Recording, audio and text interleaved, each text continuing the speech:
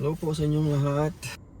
Dun sa isang previous vlog ko, na-mention ko na pag dito sa US or gano'n na rin siguro sa Canada, pag kayong dalawa ng asawa mo may trabaho, dapat di kayo magkasabay ng day off at saka ng shift ng pagtatrabaho at saka ng off duty. Kasi pag may bata kayo, walang magbabantay.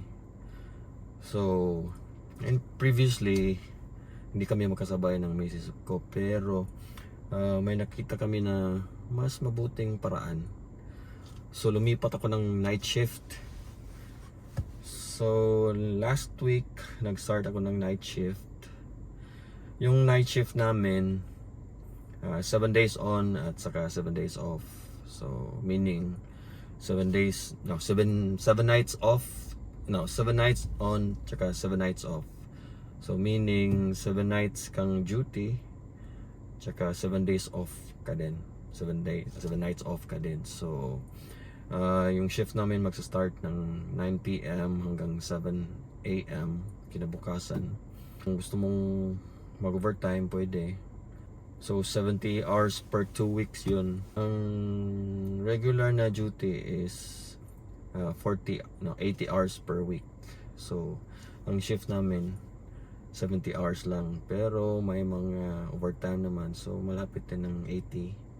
Ang nakakandahan nito is pag umaga nandito ko sa bahay, so marami akong nagagawa sa bahay. Marami akong nagagawa ng ibang gawaing bahay, yung ibang yung gusto ko. Lately yung vlog, yung nag-shoot ako ng video, tsaka lately din nag-start ako ng shooting yung sa gun range. So yun, marami akong nagagawa. So advantage amin na night shift na ako. Kaya ngayon pupunta ako sa tinatrabahoan ng misis ko, which is 36 miles. Galing dito mga 45 minutes siguro. Iwan ko kung anong kilometro yun. Kaya na pong bahalang mag-convert. Dan ko siya ng lunch, tsaka babalik din ako dito sa bahay. Yun lang, tapos kita ulit tayo mamaya.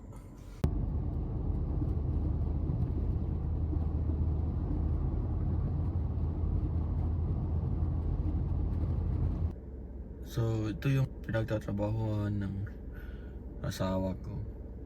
May building pa yan sa likod.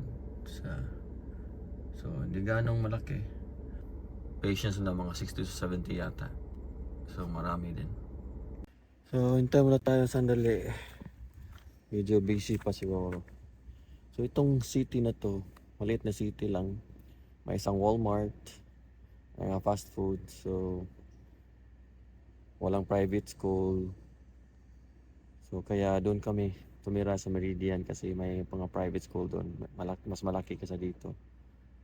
And malapit sa mga referral hospital. Malapit sa school ng anak namin. So doon kami tumira. Nandiyan na siya. Punta na dito.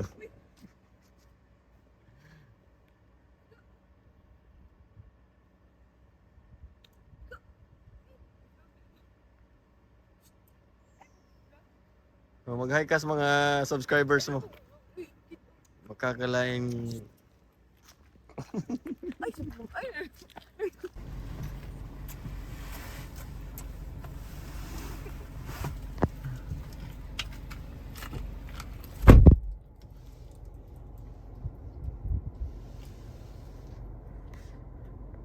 So ito yung daan sa lugar na pinagtatrabahoan ng misis ko.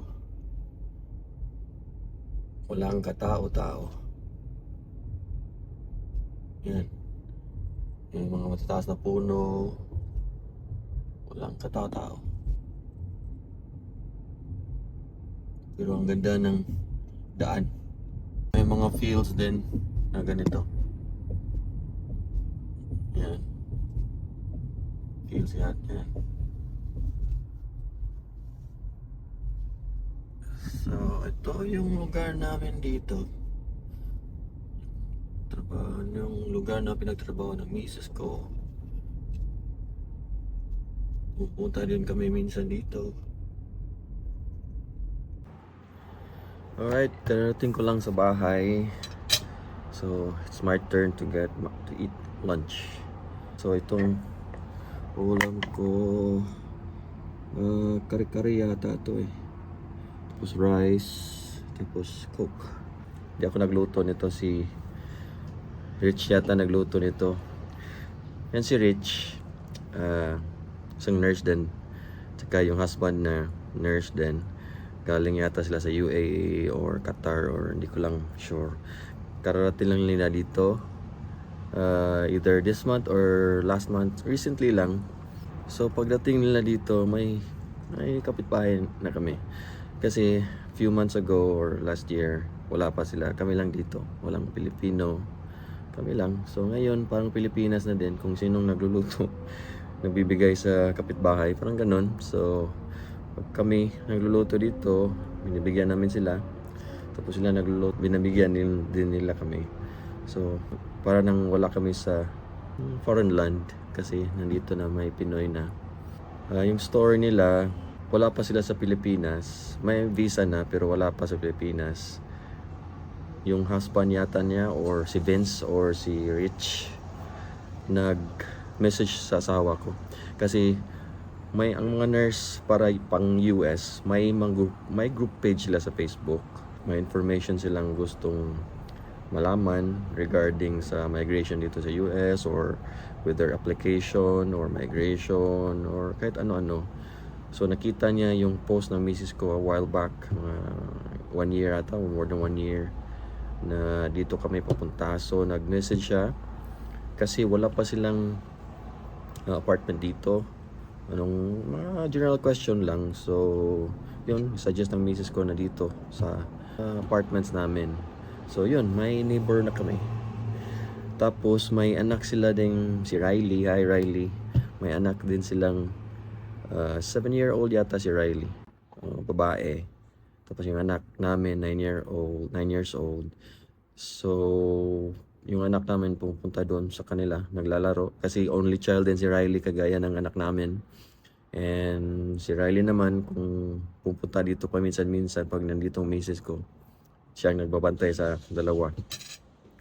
So yeah, it works for the better. So yun guys, kakain muna ako. Ito pa lang view ko ngayon. Saan ako lunch. Kasi ako lang mag-isa. Duty yung asawa ko, yung anak ko nasa school niya. Which is kukunin ko ngayon 1 hour yata or 2 hours. Kukunin ko ngayon doon. Kasi yung school niya maliit lang, private pero maliit lang. Then walang school bus. Yung mga public school dito, may school bus. Tapos yung mga private, walang school bus. So, ihatid at sundo namin. Yeah, so, ito pala yung view ng veranda namin.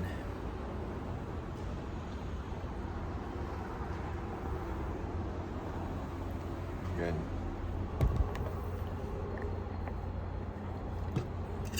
Pag summer, ang init. Humid ba? Parang Pilipinas din. So hindi kami nagtatambay dito. Ngayon kasi, ma-feel mo na talagang padating ng fall kasi yung hangin malamig na. Ang gandang tambayan. So kaya dito ako ngayon. Nagtatambay dito ako kumakain. So ang tanong po, maganda ba dito sa Amerika? Sa tingin ko wala pong definite na sagot po yun. Kasi magkaiba po tayo eh. Magkaiba po tayo ng pinanggalingan, magkaiba tayo ng buhay na gustong na pamumuhay. Magkaiba tayo ng mga aspirations, goals. So depende po yun. Pwede kami dito, pwede kami sa Pilipinas. Sa tingin ko, yung buhay namin dito at saka buhay sa Pilipinas, ganun din. In terms of profession and economic status namin. So, tingin ko okay. Pero ang diferensya nga lang, dito sa US, marami kang magagawa. I think ganun din naman sa Pilipinas. Pero sa amin kasi, hilig kami nung mga road trips, nung pumupunta saan saan. Tapos, so, doon sa Pilipinas, pag road trip lang namin, may limitation lang eh. Kasi yung Pilipinas nga, island country kasi tayo eh. Island. Leyte, Bohol, Luzon. So, sakay ka pa ng barge or barko para pumunta ng someplace farther. Pero dito, hanggang saan gusto mo magdadrive ka. So, yun ang ginawa namin last month. Pumunta kami ng Ohio. So, kung straight mong i-drive yun, I think it was 9 hours kung straight. Pero ayaw namin ng straight na drive kasi nakakapagod na yung 9 hours na straight drive. So, ang ginawa namin, pumunta muna kami ng Nashville, Tennessee. 4 to 5 hours. Hindi ko lang matandaan 4 to 5 hours yun na drive. Tapos, nag-overnight kami sa Nashville. Then, kinaumagahan, pumunta na kami ng Ohio. Mga 4 hours, 4 to 5 hours yata yun. So, then, pabalik naman, ganun din ginawa namin. So, kung ganun, hindi mo na kailangan sumakay ng boat. Yun ang isa sa mga advantages na hinahanap namin sa buhay dito. So, yun din ang primary reason. Yun sa mga marami kasi kaming reasons na bakit umalis kami ng Pilipinas. Hindi ko na isa-isahin. Pero isa doon, yung gusto naming pumunta saan-saan. So, nagagawa namin dito yon. And then, kahit dun sa Canada, nagro-road trips din kami doon. So, kaming tatlo lang. Pumunta kami depende rin sa season. Pag summer, hindi ganong malayo kasi yung sasakyan namin maliit lang. Yung sasakyan namin, isang Toyota na hatchback na Yaris. Second hand nung binili namin. Yaris. So, maliit lang siya. Maliit yung wheel niya. So, hindi kami pumunta. Although, pumunta kami ng Manning Park ata yun. Manning. So, ang layo nun sa Vancouver, hindi ko na 180 yata yun. I'm not sure ha. If I'm wrong, please comment below. Pero, yun. And then, pumunta kami ng Hope, Lillooet. Pumunta kami din doon.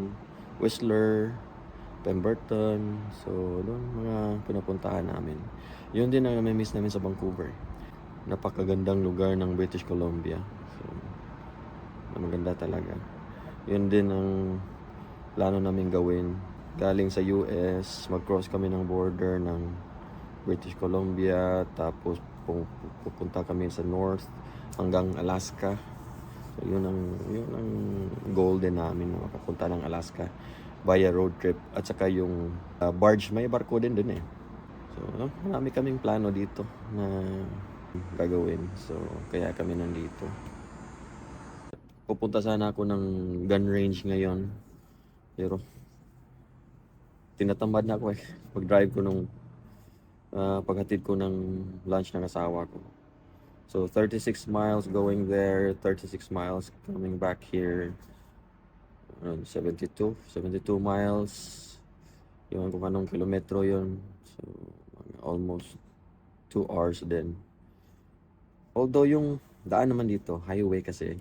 Magandang highway dito. Maganda naman, pero nakakapagod pa din. So, maybe bukas na lang siguro ko pupunta doon. So, yung ginagamit ko doon, yung 9mm na handgun. Kasi bumili kami pang protection lang. Pag wala ko dito sa bahay, yung misis ko may additional protection sa kanya. Para sa akin na din kasi nagtatrabaho ako, night shift. Yung ano-anong pumapasok sa pag-iisip ko na something might happen.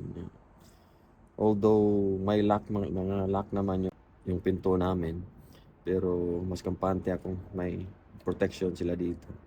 Next week siguro kami namang dalawa ng misis kong pupunta doon. And then may binibigay silang gun lesson doon. 30 minutes yata. So pareho kaming mag-attend ng lesson.